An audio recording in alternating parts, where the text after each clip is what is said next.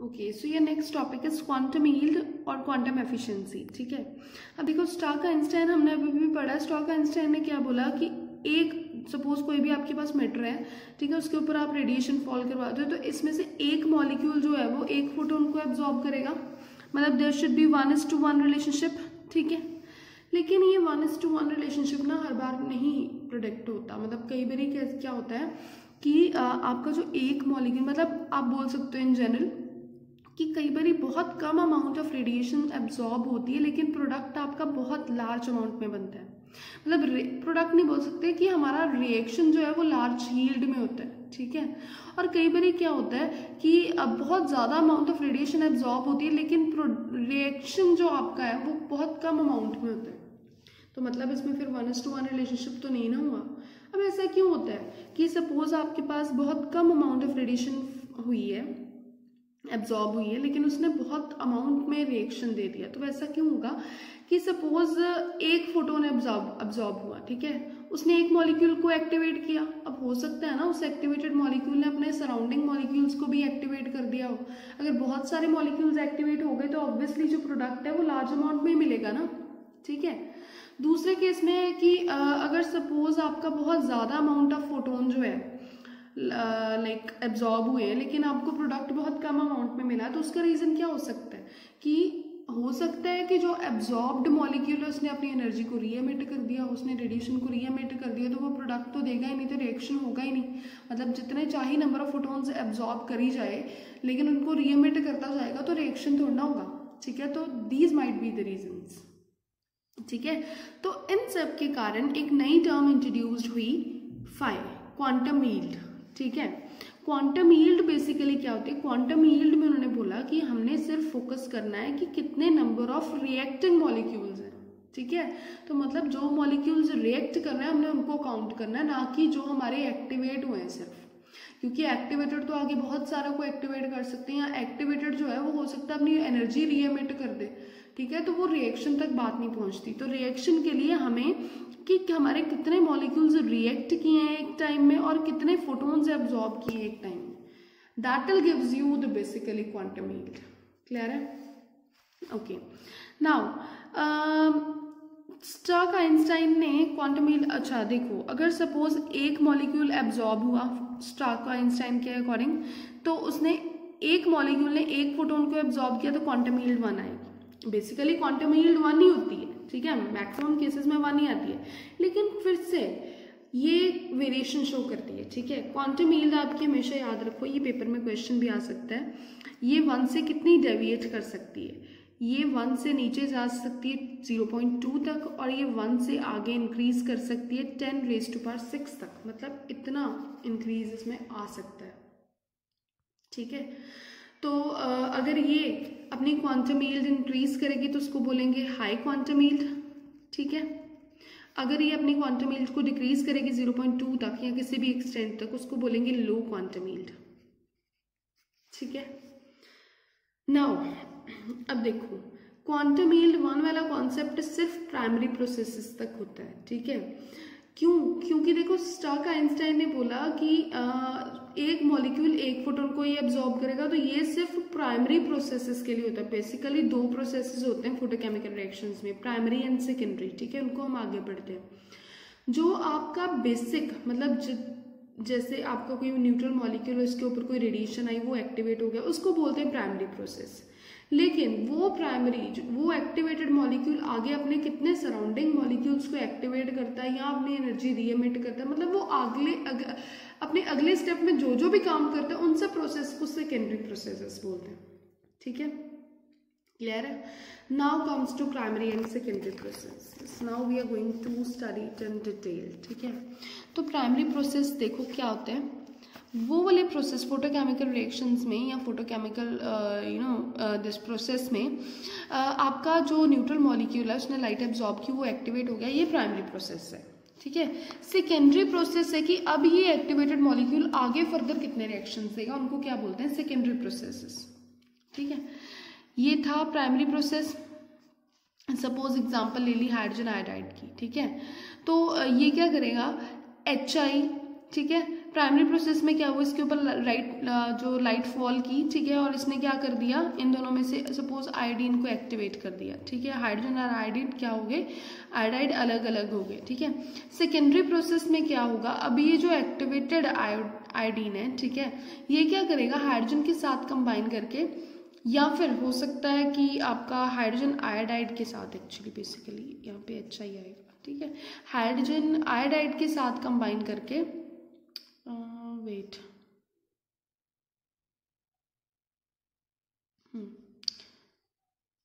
ठीक है, ये हाइड्रोजन के साथ ही कंबाइन करेगा, ठीक है। तो ये हाइड्रोजन के साथ कंबाइन करके अगेन अपनी आयोडाइड अलग कर ले और ये दो मॉलिक्यूल्स हाइड्रोजन के हाइड्रोजन गैस में कन्वर्ट कर दे, ठीक है।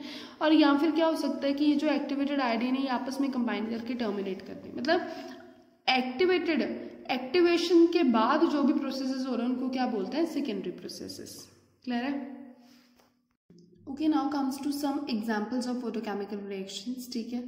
तो इसमें हमने सबसे पहले जो कैटेगरी पढ़नी है that is the reactions in which quantum yield is simple integer, ठीक है, 1 2 3 कुछ भी क्वांटम यील्ड इसमें हो सकती है, ठीक है। इसमें जो एग्जांपल लेना that is decomposition of hydrogen iodide, ठीक है, ये हाइड्रोजन आयोडाइड है, ठीक है, इसके ऊपर जब लाइट फॉल करवाते हैं तो इसकी डीकम्पोजिशन हो जाती है इन हाइड्रोजन एंड एक्साइटेड आयोडाइड, ठीक है। अब इसको माना जाएगा प्राइमरी प्रोडक्ट प्रोसेस, ठीक है। अब इसको प्राइमरी प्रोसेस क्यों माना जाएगा, क्योंकि इसमें लाइट फॉल करके न्यूट्रल मॉलिक्यूल की क्या हो गई, एक्साइटेशन हो गई। अब ये जो दोनों आपके एटम्स हैं, अब ये फर्दर कौन सी रिएक्शंस देते हैं उनको क्या बोलेंगे, सेकेंडरी रिएक्शंस, ठीक है। Now comes to secondary reactions, ठीक है।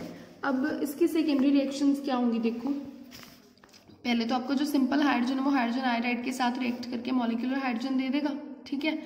नेक्स्ट जो आपका एक्साइटेड आयोडाइड है वो हाइड्रोजन आयोडाइड के साथ कंबाइन करके, अब देखो आयोडाइड एंड आयोडाइड इन दोनों का साइज बड़ा है, ठीक है, साइज बड़ा तो आपस में रिपल्सिव फोर्सेस होती हैं, ठीक है। रिपल्सिव फोर्सेस के कारण आपको हीट सप्लाई करनी पड़ती है for the formation of I2, ठीक है।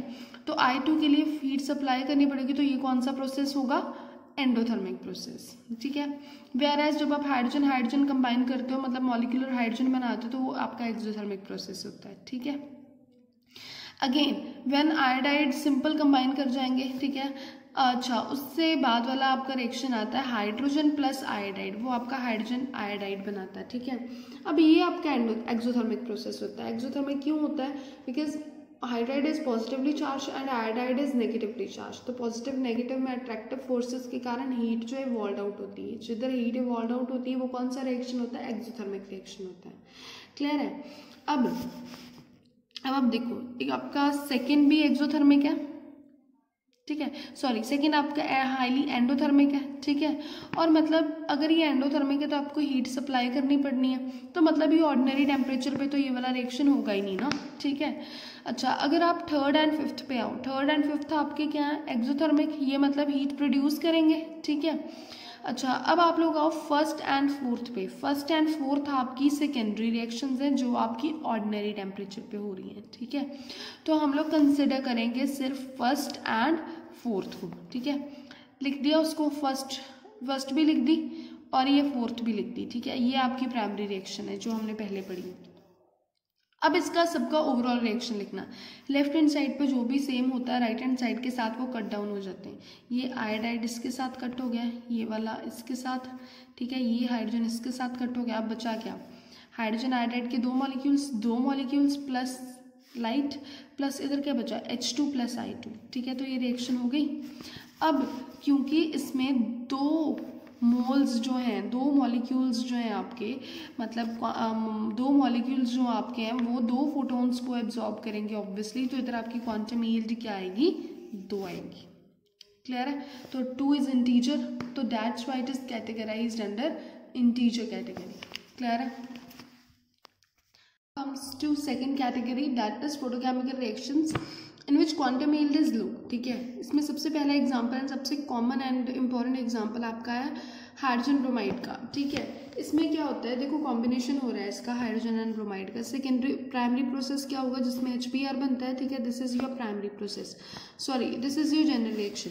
अब प्राइमरी प्रोसेस क्या होगा, जिसमें आपका Br जनरेट होगा, ठीक है, Br2 लिया, मॉलिक्यूलर फॉर्म में उसके ऊपर रेडिकल लाइट फॉल करवाई और क्या बन गए, रेडिकल्स बन गए, ठीक है। अब क्या होगा सेकेंडरी प्रोसेस में, ये वाले रेडिकल्स आपस में कंबाइन करके यहाँ किसी और मॉलिक्यूल के साथ कंबाइन करके प्रोडक्ट्स देंगे। सपोज ये Br है, ठीक है, ये हाइड्रोजन के साथ कंबाइन करके HBr एंड हाइड्रोजन दे दिया। नेक्स्ट ये वाला हाइड्रोजन जो है फिर से ब्रोमीन के साथ किया और HBr एंड ब्रोमीन दे दिया। अब ये वाला ब्रोमीन दोबारा से हाइड्रोजन के साथ कंबाइन करेगा, ये मिलेगा, फिर हाइड्रोजन, मतलब ये वाले दोनों जो आपके स्टेप्स है ना ये रिपीटेड है, ठीक है। लेकिन इसमें फर्स्ट स्टेप जो है ना वो एंडोथर्मिक है। अब देखो अगर ये स्टेप्स आपके रिपीटेड हैं तो मतलब क्वांटम यील्ड तो क्या होनी चाहिए आपकी, हाई होनी चाहिए ना, क्योंकि हमने बोला था कि जिधर प्रोपगेशन या रेपिटेशन आती है तो ऑब्वियसली बहुत सारे रिएक्शंस होते हैं और उसके साथ क्वांटम यील्ड आपकी ज़्यादा आती है, ठीक है। नेक्स्ट स्टेप में क्या हो रहा है, HBr, ये वाला HBr हाइड्रोजन के साथ कंबाइन करके हाइड्रोजन ब्रोमाइड दे रहा है, ब्रोमीन दे रहा है। फिर एंड स्टेप में ब्रोमीन आपस में टर्मिनेट करके Br2 दे रहा है, ठीक है। तो मतलब अगर ये दोनों स्टेप्स रिपीटेड हैं तो ये क्या देना चाहिए, हाई क्वांटम यील्ड, लेकिन ये दे क्या रहा है, लो क्वांटम यील्ड। तो उसके रीजंस क्या हैं, रीजंस ये है कि पहला स्टेप एंडोथर्मिक है, एंडोथर्मिक है तो मतलब ये ऑर्डिनरी कंडीशन पे होगा नहीं, ऑर्डिनरी टेम्परेचर्स पे तो ये बहुत स्लो स्टेप होगा, ठीक है। अगर ये वाला स्लो है तो ऑब्वियसली हाइड्रोजन सेकंड स्टेप भी क्या होगा, स्लो होगा, ठीक है। तो अगर ये स्टेप स्लो है तो फिर तो रेपिटेशन का तो कोई मतलब ही नहीं है ना, फिर तो इसको कंसिडर ही नहीं किया जाएगा, ठीक है। मोर ओवर एंड स्टेप में क्या हो रहा है, टर्मिनेट, मतलब रिएक्शन स्टॉप्ड हो रहा है, इसीलिए इसका क्वांटम यील्ड क्या होता है, लो होता है, ठीक है।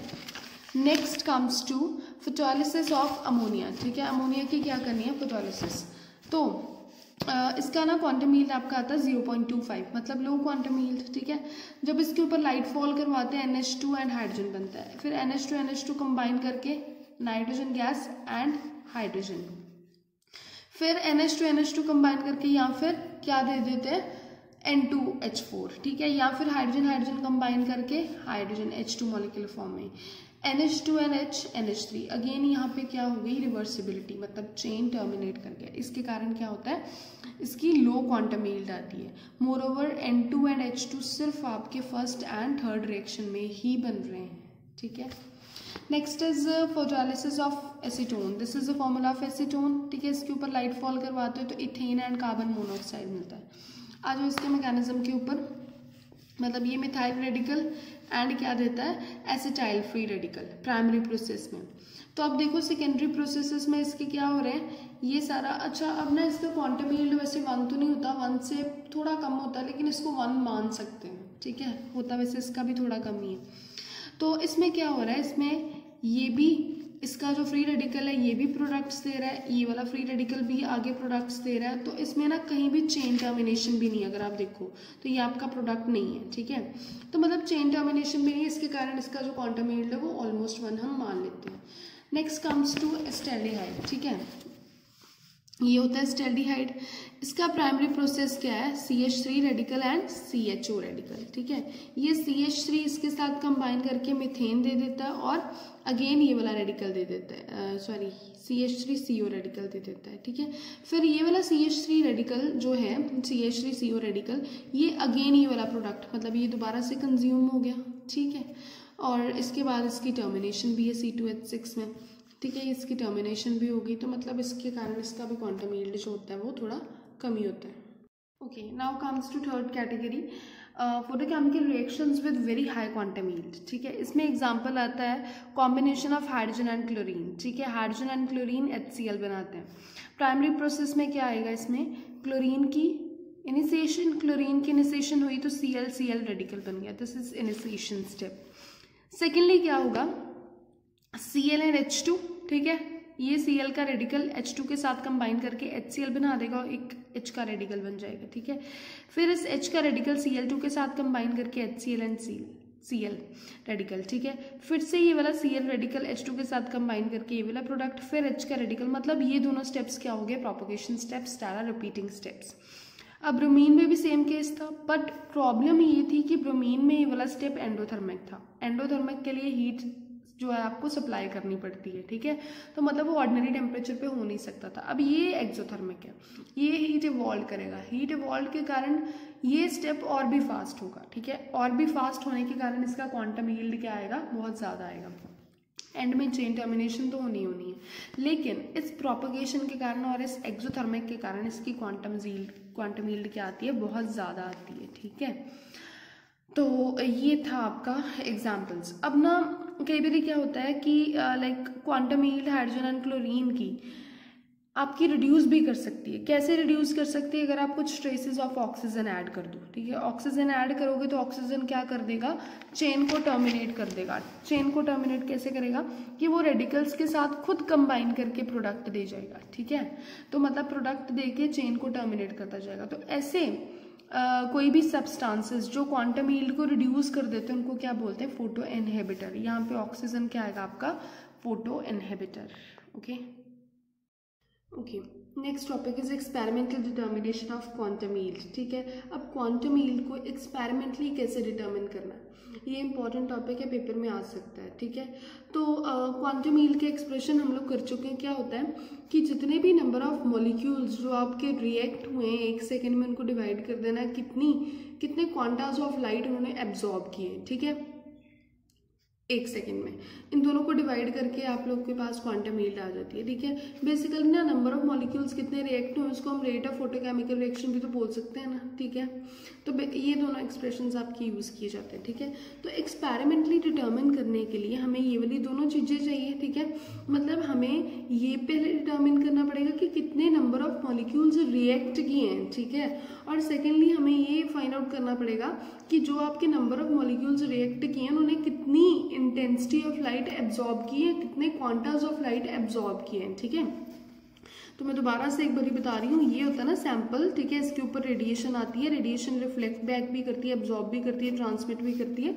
तो हमें सिर्फ एब्जॉर्प्शन पे फोकस करना है। हमारा यहाँ पे क्वांटम यील्ड क्या होगा कि इस मैटर में जितने मॉलिक्यूल्स हैं, एक मॉलिक्यूल ने 1 सेकेंड में कितनी क्वांटास ऑफ लाइट जो है ना वो एब्जॉर्ब किए, that is basically quantum yield. Clear है। अब आ जाओ एक्सपेरिमेंटल सेटअप पे। सेटअप में क्या होता है, सबसे पहले सोर्स ऑफ लाइट होता है। ठीक है, फिर लेंस होता है, फिर optical filter, then slit, then thermostat and then recorder. ठीक है, अब सोर्स ऑफ लाइट क्या होता है, सोर्स ऑफ लाइट आप सबको पता है ऑब्वियसली वो वाला सोर्स या वो वाला लाइक जो एमिट कर रहा है रेडिएशन को। ठीक है, जिससे रेडिएशन आपकी आ रही है। ठीक है, कोई भी वेवलेंथ या कोई भी इंटेंसिटी की। ठीक है, वेवलेंथ जो रेडिएशन को प्रोवाइड कर रहा है that is source of light. ठीक है, आगे आते हैं लेंस। लेंस का काम क्या होता है कि ये जो आपकी वेवलेंथ है ना उसको स्पेसिफाई करता है। ठीक है, उसके बाद आता है ऑप्टिकल फिल्टर।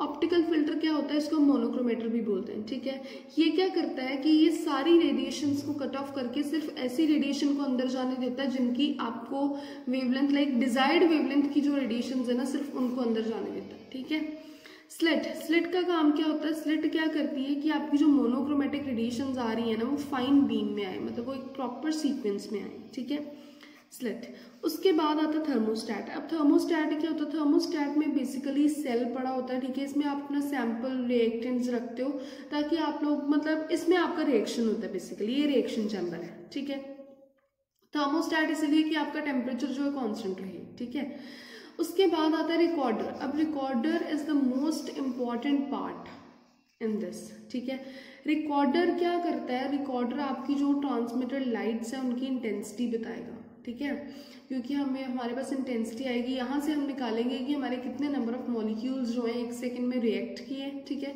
और डिटेक्टर हमें क्या बताएगा कि कितनी इंटेंसिटी ऑफ लाइट एब्जॉर्ब इन्होंने की है। ठीक है, तो दोनों चीज़ें आ गई, दोनों चीज़ों को डिवाइड करके हमारे पास क्वांटम यील्ड आ जाएगी, दैट इज फाइन। ठीक है, नाउ रिकॉर्डर जो होता है ना, रिकॉर्डर में 2 चीज़ें हो सकती है। ठीक है, रिकॉर्डर में या तो थर्मोपाइल हो सकता है, ठीक है, या फिर एक्टिनोमीटर हो सकता है। ये हमेशा याद रखो। ठीक है, ये दोनों चीज़ें इंपॉर्टेंट है, आप लोगों ने डिफाइन करनी है पेपर में। ठीक है, थर्मोपाइल क्या होता है, ठीक है, thermopile basically it's a combination of thermocouples. ठीक है, ये होता है थर्मोपाइल।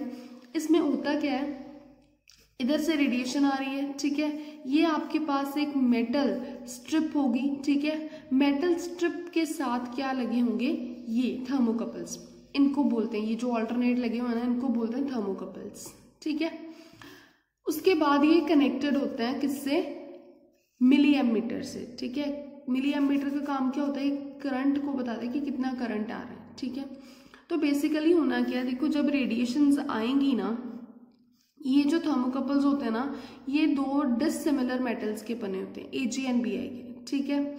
मतलब एक स्ट्रिप जो होगी वो Ag की होगी, दूसरी आपकी किसकी होगी, Bi की होगी, ठीक है।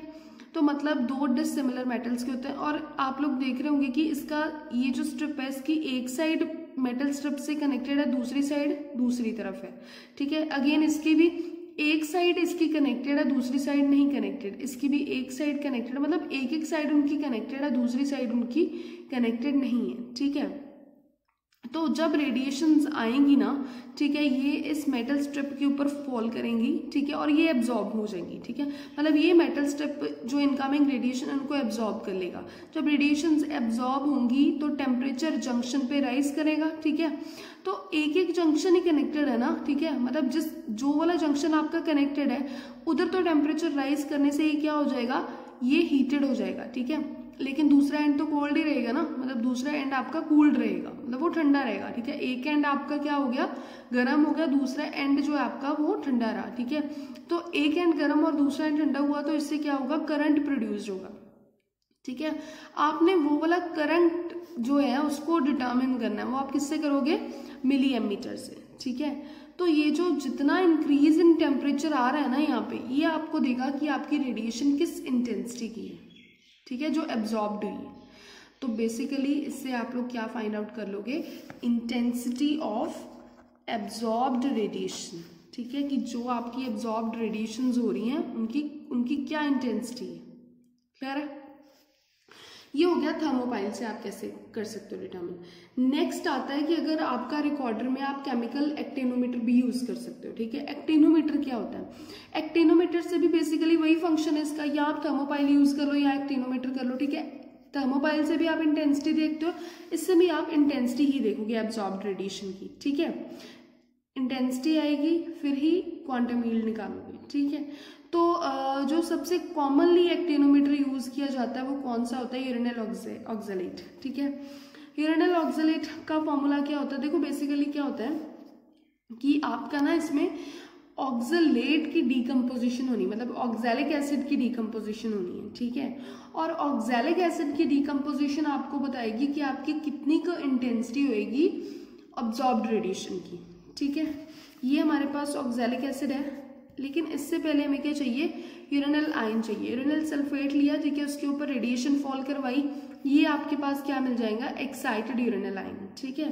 फिर आप एक्साइटेड यूरेनिल आयन को ऑक्सैलिक एसिड के साथ रिएक्ट करवाओगे तो क्या हो जाएगा, इस ऑक्सैलिक एसिड की डीकम्पोजिशन हो जाएगी, carbon dioxide, carbon monoxide and water में, ठीक है। इसकी डीकम्पोजिशन होगी। अब कितनी एक्सटेंट ऑफ डीकम्पोजिशन हुई है, that will give you the energy absorbed, कि कितनी एनर्जी इसने एब्जॉर्ब करके ये डीकम्पोज हुआ है, ठीक है। और एनर्जी आपको इंटेंसिटी बताएगी। क्लियर है। अब देखो आप कैसे फाइंड आउट कर सकते हो कि कितना ऑक्सैलिक एसिड डीकम्पोज हुआ है, बेसिकली इंपॉर्टेंट, जिससे हम लैब में भी टाइट्रेशंस करते हैं। इस ऑक्सैलिक एसिड को क्या तो मतलब कितना ऑक्सैलिक एसिड कंज्यूम हुआ है, उसने हमें क्या देनी है, एनर्जी देनी है। और एनर्जी से हमें क्या पता चलेगा, इंटेंसिटी पता चलेगी, ठीक है, जो रिकॉर्डर बताएगा। तो ऑक्सैलिक एसिड कितना कंज्यूम हुआ वो कैसे फाइंड आउट करेंगे, इसको टाइट्रेट करवाएंगे कैमनोफोर के साथ, ठीक है, जैसे हम लैब में भी करते हैं। जब इसको कैमनोफोर के साथ, अच्छा अब इसको कैमनोफोर के साथ ट्रीट करवाना है before passing the light through it, मतलब जब इसमें लाइट पास नहीं हुई थी, पहले इसको कैमनोफोर के साथ टाइट्रेट करवा दिया। टाइट्रेशन में कितना वॉल्यूम यूज हुआ आपके पास आ गया। फिर इसमें से लाइट पास करवाई, लाइट पास करवाने से इसकी डीकम्पोजिशन हो गई, ठीक है। डीकम्पोजिशन के बाद भी इसको उसी प्रोसीजर से कैमनोफोर के साथ टाइट्रेट करवाओ, फिर से आपके पास वॉल्यूम आ जाएगा। अब जो चेंज आया ना दोनों में, जो डिफरेंस आया, दैट विल गिव्स यू कि कितना ऑक्सैलिक एसिड आपका कंज्यूम हुआ है, ठीक है। और obviously that will gives you the energy, और एनर्जी से आपको इंटेंसिटी पता चल जाएगी, ठीक है, कि आपकी कितनी अमाउंट ऑफ एब्जॉर्ब्ड रेडिएशन की कितनी इंटेंसिटी आई है, ठीक है। तो ये आपकी रिकॉर्डर में रिकॉर्ड हो जाएगी, ठीक है। तो बेसिकली थर्मोपाइल एंड एक्टिनोमीटर से कंफ्यूज नहीं होना, ये इंपॉर्टेंट टॉपिक्स हैं। ये एक्चुअली आता है रिकॉर्डर में, ठीक है, कि रिकॉर्डर आपका कैसे रिकॉर्ड करके आपको स्पेक्ट्रम देता है, ठीक है। तो ये दोनों पार्ट्स हैं, यहाँ पे एक्टिनोमीटर वाला रिकॉर्डर यूज कर सकते हो, यहाँ थर्मोपाइल वाला कर सकते हो, ठीक है। Now comes to its experimental procedure. Experimental procedure के लिए अगेन सेटअप पे आ जाओ, ठीक है। तो सेटअप में क्या होगा, देखो लाइट आ रही है, लेंस में से पास कर रही है, फिल्टर में से पास कर रही है, स्लिट में से पास करा रही है, फिर रिएक्शन चैम्बर आ रहा है, फिर रिकॉर्डर आपको स्पेक्ट्रम देगा, ठीक है। तो बेसिकली हमने कौन सी 2 चीज़ें डिटर्मिन करनी है, पहली तो इंटेंसिटी, ठीक है, या इंटेंसिटी और या क्वांटा ऑफ लाइट, और सेकेंडली हमने क्या फाइंड आउट करना है कि कितने नंबर ऑफ मॉलिक्यूल्स जो हैं वो रिएक्ट कर रहे हैं 1 सेकेंड में, ठीक है। तो आपने बेसिकली क्या करा, पहले इस रिएक्शन चैम्बर में सिर्फ हमारा सॉल्वेंट डाला, ठीक है, सॉल्वेंट डाला, रेडिएशन पास करवाई, ठीक है, इंटेंसिटी दे देगा रिकॉर्डर की कितनी इंटेंसिटी आई है आपकी, ठीक है, सॉल्वेंट की, मतलब सॉल्वेंट ने कितनी इंटेंसिटी एब्जॉर्ब की है इनकमिंग रेडिएशन की, ठीक है। फिर इसमें रिएक्टेंट डाल दो, ठीक है, फिर रिएक्टेंट डाल दो, फिर रिएक्टेंट डाल के दोबारा से लाइट पास करवाई, फिर आपके पास आ जाएगा कि अब जो रिएक्टेंट डालने के बाद, सॉल्वेंट में रिएक्टेंट डालने के बाद जो सोल्यूशन बना उसने कितनी इंटेंसिटी लाइट एब्जॉर्ब की है, ठीक है। अब दोनों को माइनस कर दो, प्योर सॉल्वेंट में से रिएक्टेंट्स को माइनस कर दो, तो आपके पास आ जाएगा कि रिएक्टेंट्स ने बेसिकली कितनी एनर्जी जो है या कितनी इंटेंसिटी ऑफ लाइट एब्जॉर्ब की है, ठीक है। तो ये रिएक्टेंट्स का आ जाएगा कि अब हमें पता चल जाएगा कि रिएक्टेंट्स ने कितनी एक पर्टिकुलर टाइम में कितनी अमाउंट ऑफ लाइट जो है उसको एब्जॉर्ब किया है, ठीक है, उसकी इंटेंसिटी क्या है, ठीक है। तो हमारे पास ये नीचे वाला पार्ट आ जाएगा, क्लियर है। ये वाला फॉर्मूला लगा के टोटल एनर्जी को डिवाइड कर दो, कितना वॉल्यूम था और कितना आपने टाइम दिया पर्टिकुलर, ठीक है। Okay, now comes to rate of photochemical reaction. Rate of photochemical reaction मतलब कि कितने नंबर ऑफ मॉलिक्यूल्स एब्जॉर्ब हुए हैं, ठीक है। ये आप कैसे निकालोगे, with the help of chemical kinetics, ठीक है। आपने क्या करना है, सिंपली 2 रिएक्शंस लो, ठीक है, एक सिंपल लो और एक में रिएक्शन कंडीशन चेंज कर दो, ठीक है, फिर उन दोनों को माइनस कर दो और आपके पास आ जाएगा कि कितने नंबर ऑफ मॉलिक्यूल्स हमारे एब्जॉर्ब हुए हैं, ठीक है। लाइक कैसे, rate of reaction he find out करना है ना, ठीक है। कोई भी रिएक्शन मिक्सचर ले लो, ठीक है, उसको सिंपल पहले एक कंडीशन के ऊपर रिएक्ट करवाओ, ठीक है, फिर लाइक सपोज पहले 10 सेकेंड्स में करवाया, फिर 20 सेकेंड्स में करवाया, ठीक है। तो दोनों में कितना डिफरेंस आ रहा है, that will gives you the rate of reaction, ठीक है, मतलब टाइम इंटरवल चेंज करके, या फिर कोई भी फिजिकल प्रॉपर्टी भी चेंज कर सकते हो, लाइक रिफ्रैक्टिव इंडेक्स चेंज कर लो, पहले रिफ्रैक्टिव इंडेक्स कुछ और लिया फिर और लिया, ठीक है, या फिर ऑप्टिकल रोटेशन, ठीक है, कुछ कोई भी फिजिकल प्रॉपर्टी चेंज करके, लाइक टाइम ही चेंज करके आप लोग दे दो तो आपको पता चल जाएगा कि कितना रेट ऑफ रिएक्शन आपका है, ठीक है। तो जब हमारे पास रेट ऑफ रिएक्शन भी आ गया, इंटेंसिटी भी आ गई, तो इस फॉर्मूले में लगा दो, देखो रेट ऑफ फोटोकेमिकल रिएक्शन भी लगा दिया, ठीक है, नंबर ऑफ क्वांटाज या इंटेंसिटी ऑफ लाइट कितनी एब्जॉर्ब हुई, दोनों को डिवाइड करा और आपके पास क्या आ जाएगी, क्वांटम यील्ड।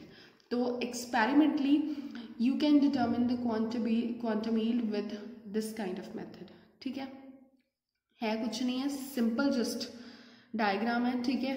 इसकी वर्किंग बताई हुई और रिकॉर्डर में क्या क्या यूज कर सकते हो, थर्मोपाइल एंड एक्टिनोमीटर, ठीक है, वो बता रहे हैं।